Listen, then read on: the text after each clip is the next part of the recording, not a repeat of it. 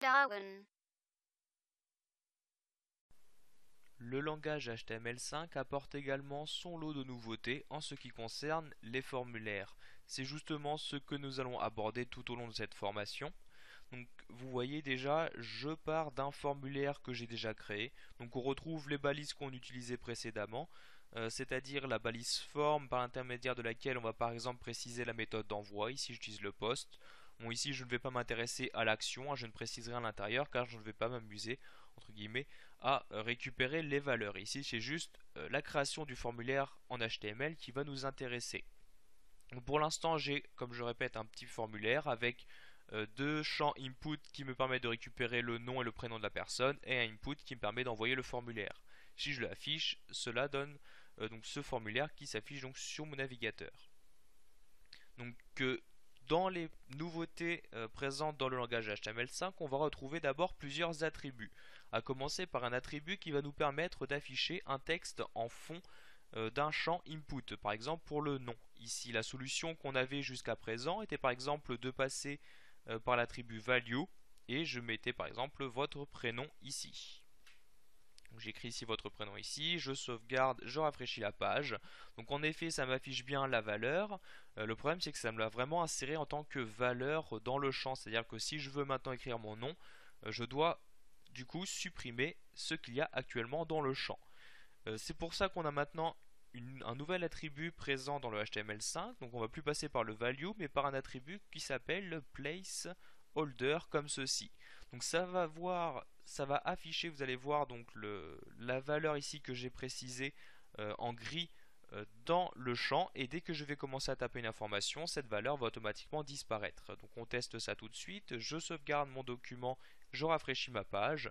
Donc on a bien ici votre prénom ici qui apparaît.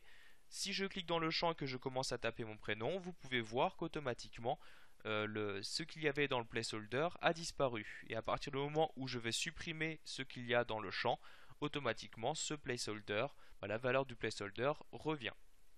Donc, première amélioration ici, donc l'attribut placeholder. Une autre nouveauté est que l'on va pouvoir maintenant choisir quel champ on va vouloir sélectionner dès le chargement de la page. Par défaut, c'est le premier champ qui est inséré, c'est-à-dire que dès que je charge ma page, mon curseur se trouve donc dans le premier champ. Si je veux par exemple, quand je charge ma page, que l'utilisateur puisse insérer tout de suite son prénom, donc je vais ajouter un attribut sur le input du prénom, c'est l'attribut autofocus. Donc là, je pourrais juste mettre autofocus. Moi, personnellement, je préfère mettre, donc l'attribut est égal à la valeur, toujours respecter cela. Donc autofocus est égal à autofocus. J'enregistre, je rafraîchis, et vous pouvez voir ici, je viens de rafraîchir ma page. Automatiquement, le champ prénom a été sélectionné. Mon curseur se trouve donc à l'intérieur, et je peux commencer tout de suite à saisir ici l'information à l'intérieur de ce champ prénom. Dernier attribut qui est apparu dans le langage HTML5, c'est le fait d'obliger l'utilisateur à remplir le champ. En effet, on n'est plus obligé de passer par du JavaScript ou du PHP, on peut directement le faire en HTML5 en passant par l'attribut required. Donc même principe ici, je vais ici faire required est égal à required. J'enregistre, je rafraîchis.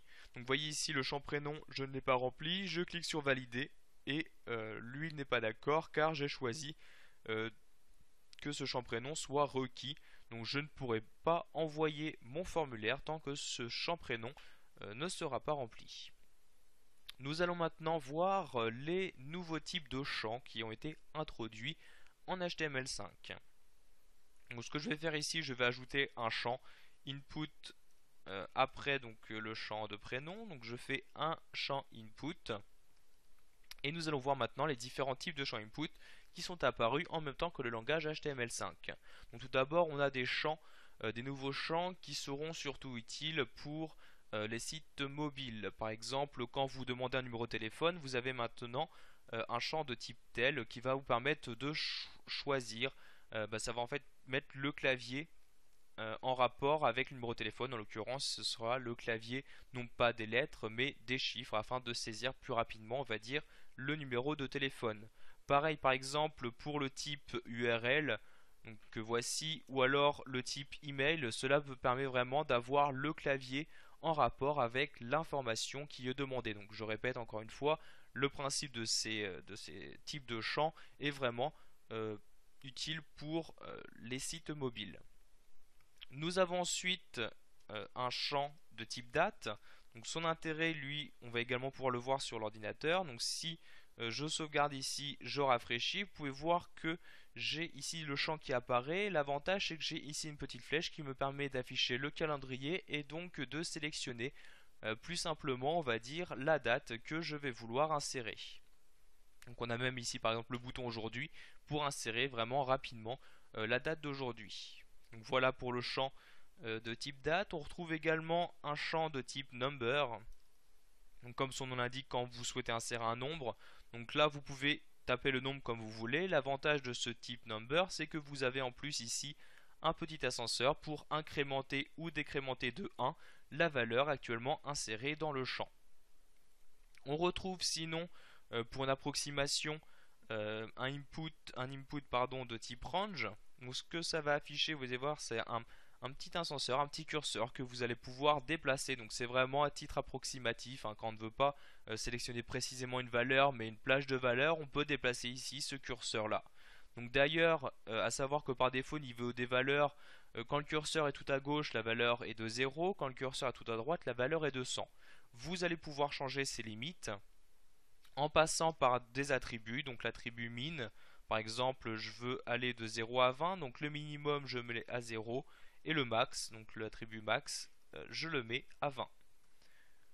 Donc, visuellement, on ne va pas voir les changements, juste à savoir du coup ici, si je mets mon curseur tout à droite, ce ne sera plus la valeur 100, mais bien la valeur 20 qui sera renvoyée dans mon formulaire.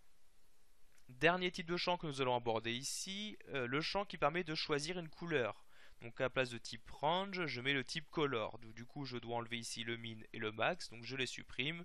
Je sauvegarde, je rafraîchis ma page et vous pouvez voir que nous avons bien maintenant un champ de formulaire qui me permet de sélectionner une couleur qui va en fait renvoyer le code de la couleur. Donc je clique sur le champ et j'ai accès ici à cette fenêtre qui me permet de choisir une couleur. Donc une couleur de base ici ou une couleur un peu plus poussée en choisissant ici par exemple son niveau de luminosité. Je clique ensuite sur OK et voyez donc ici l'aperçu de la couleur qui a bien été modifié. Voilà, nous venons de voir dans cette formation quelles étaient les nouveautés proposées par le langage HTML5 concernant les formulaires.